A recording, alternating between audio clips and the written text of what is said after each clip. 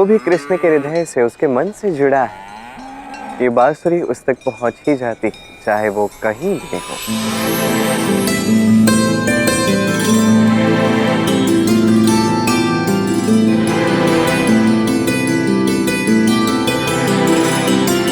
क्या ये सच है कि कृष्ण गायों से गिरे बैठे हैं? जी माताश्री, पूर्ण द्वारका में ये चर्चा चल रही है। चलिए शीघ्र।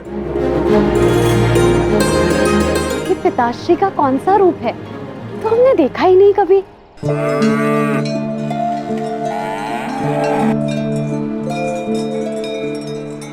कृष्ण, ये क्या? मेरी सबसे प्रिय गैया तो आई ही नहीं। ऐसे कैसे नहीं आएगी राधा? तुम्हारी सबसे प्रिय गैया है वो। उसका स्वभाव भी तुम्हारी ही भांति, सबका ध्यान रखती है, कोई भी गैया पीछे ना छूट जाए इसलिए निरीक्षण करती है, और इसीलिए सबसे बाद में वो आती है। और मेरे विचार से वो आ भी गई है। देखो,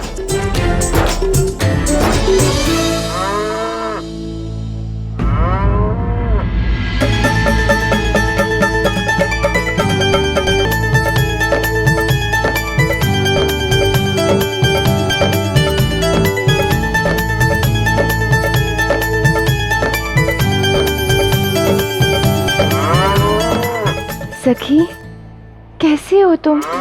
इतनी देर क्यों लगा दी? स्मरण है हम देवोत्थान के मेले में कितना घूमे थे।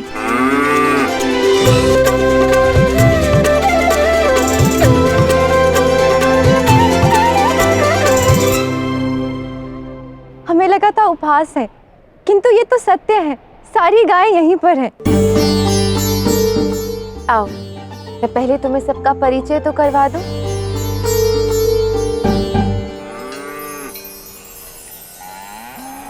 ये है बहुला, सबसे प्रमुख। ऐसे प्रमुख तो सबसे आगे चलते हैं, पर ये तो सबसे पीछे चलती है, ताकि कोई बछड़ा पीछे ना छूटे, और यदि छूट जाए तो वो उसे साथ ले आती है।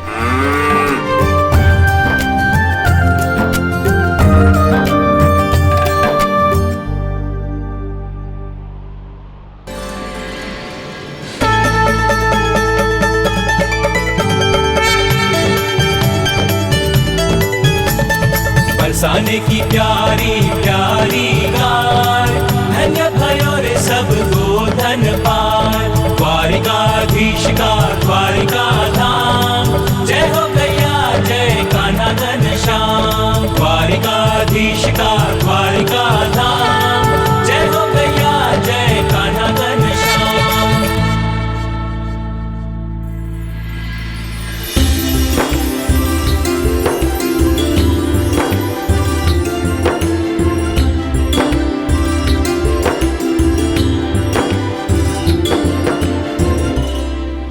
सांब, क्या तुम कभी अपनी माता से क्रुद्ध होते हो? नहीं ना? फिर गौ माता से क्यों? लो, आरती लो।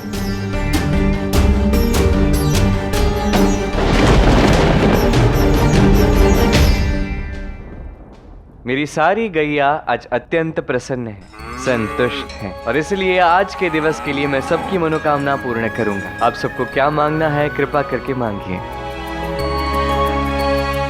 आर्य सांब, क्या श्री कृष्ण जैसा कह रहे वैसा करेंगे? क्या सच में सबकी मनोकामना पूर्ण होगी? सब ढोंग है ये स्वयं को शक्तिशाली दिखाने का। भला कोई मनुष्य सबकी मनोकामना कैसे पूर्ण कर सकता है? मैं तो पिताश्री से कुछ भी नहीं मांगने वाला, अन्यथा सारी प्रजा के समक्ष मैं छोटा हो जाऊंगा। हम एक दिन के लिए द्वारका का राजा बनना चाहते हैं। और मेरी इच्छा है कि मैं एक दिन के लिए मायके होकर आऊं। मेरी इच्छा है कि मैं कैलाश जाकर महादेव और माता पार्वती का आशीर्वाद प्राप्त करूं।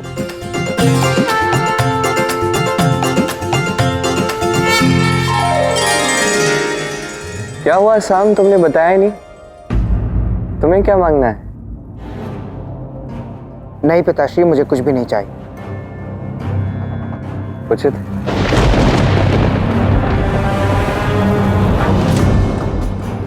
मेरा तो मन कर रहा है कि मैं बाघ बनकर इन सारी गायों को खा जाऊं। अवश्य। लक्ष्मणा, तुम्हें कुछ चाहिए? श्री कृष्ण, पत्नी पति के साथ चलती है। यदि अगर आर्य साम की कोई इच्छा नहीं है तो फिर मेरी भी नहीं।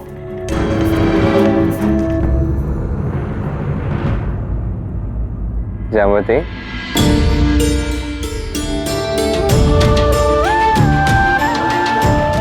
सबके सामने नहीं कह सकती, पर इच्छा है कि जीवन में एक दिन ऐसा मिले जब श्री कृष्ण मुझे उसी भांति प्रेम करे जिस भांति राधा को करते हैं।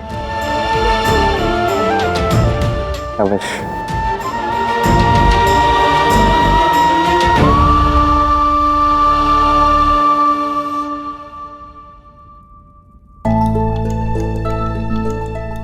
कृष्ण, द्वारका कितनी भी सुंदर हो, पर मेरी जन्मभूमि का मोह मुझे बरसाना की ओर खींच रहा है। मन कर रहा है कि इन गायों के साथ गाय बनकर बरसाना की ओर निकल पड़ूं। तथास्तु, तथास्तु।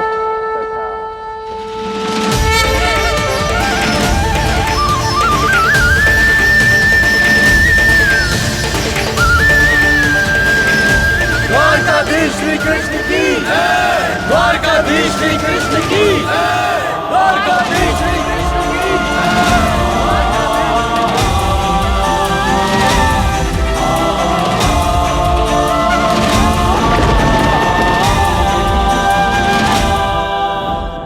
अच्छा ये बताओ, क्या सबकी मनोकामना एक साथ पूरी होंगी? अर्थात मेरे दोनों पुत्र राजा बन जाएंगे और रेवती अपने मायके चली जाएगी और रुक्मावती महादेव से मिलेगी? अवश्य। वाह। और राधा का क्या है? राधा ने तो अपनी इच्छा प्रकट ही नहीं की है, उसकी मनोकामना कैसे पूरी करोगे? राधा की चिंता मत कीजिए धाम, राधा तो कृष्ण से पहले आती है। राधा की जो भी इच्छा होगी निश्चित रूप से मैं पूर्ण करूंगा। हाँ वो तो मुझे ज्ञात है, किंतु क्या तुम्हें ये ज्ञात है कि राधा की इच्छा क्या है? न राधा का कुछ कृष्ण से छुपा है, न कृष्ण का कुछ राधा से। ये बात समझ रखिएगा।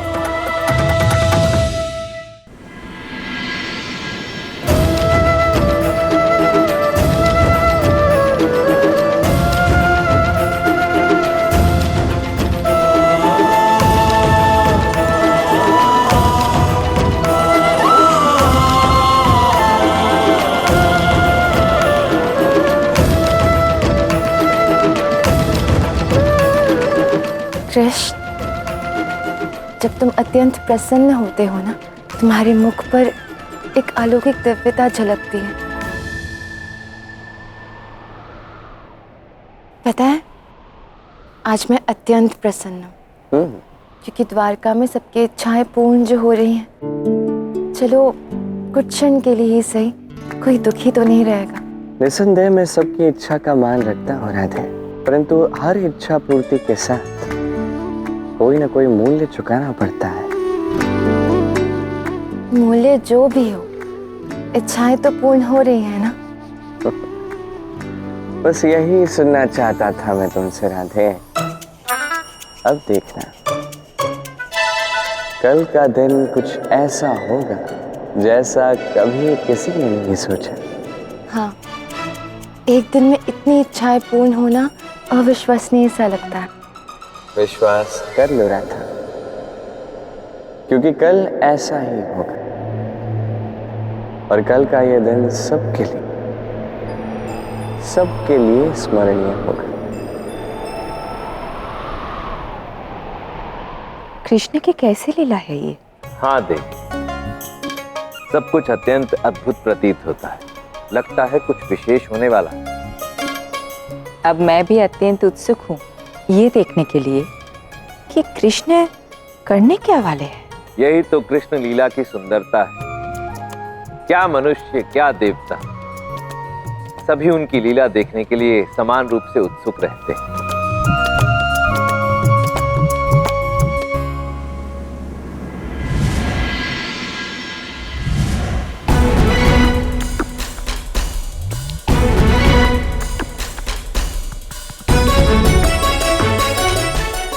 मैं सच में राजा बन गया।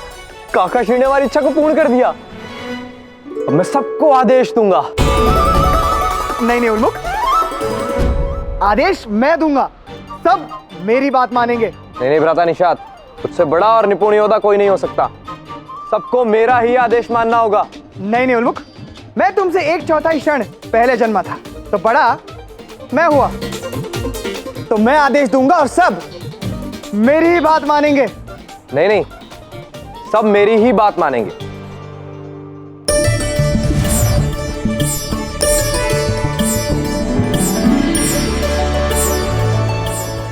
क्या मैं सत्य में कैलाश के समीप आ गई? कहीं ये स्वप्न तो नहीं?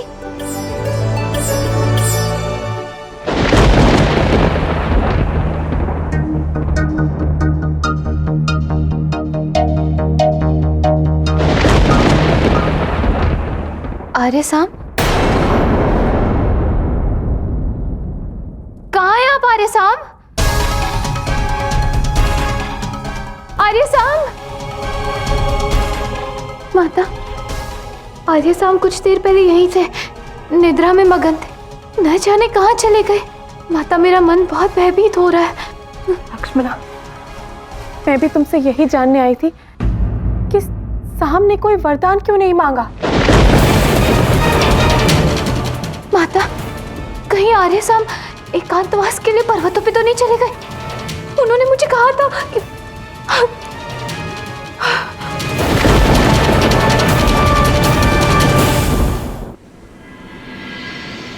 कहा मेरे दोनों पुत्र राजा बन गए, किंतु वो दोनों अब आपस में पहले राज आदेश देने के लिए लड़ रहे हैं।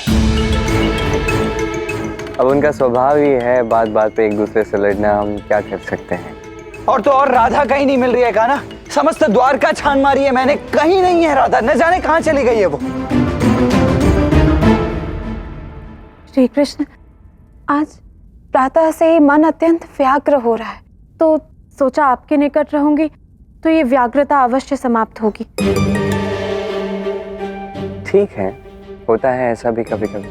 और पता नहीं आज शाम कहाँ चला गया है। इससे स्मरण हुआ, आज हम भी कहीं चलते हैं, तुम और मैं आखेट पे चलें? आखेट? कहा ना, ग्वाले कभी आखेट पे जाते हैं क्या? तो राजा महाराजा तो जाते हैं ना आखेट पे। किंतु आखेट पे जाना ही क्यों है, कहा ना? तुम ये क्या कर रहे हो, क्यों कर रहे हो, कुछ तो बता दो। तो बता तो रहा हूं, मैं और जाम्बवती आखेट के लिए जा रहे हैं।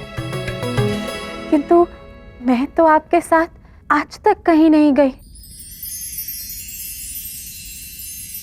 तो आज चलो जाम्बवती, वैसे भी बहुत समय हुआ है, एकांत में समय व्यतीत नहीं किया। यदि तुम आज आई तो मैं तुम्हारे लिए बांसुरी बजाऊंगा, संसार का सबसे स्वादिष्ट भोजन तुम्हारे लिए बनाऊंगा। सच? अवश्य चलूंगी।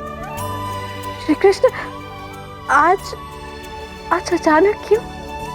क्योंकि मैं भी तुम्हारा वास्तविक रूप देखना चाहता हूँ जाम्बवती, जो तुम्हारी इच्छा पूर्ण करने के पश्चात ही मैं देख पाऊंगा।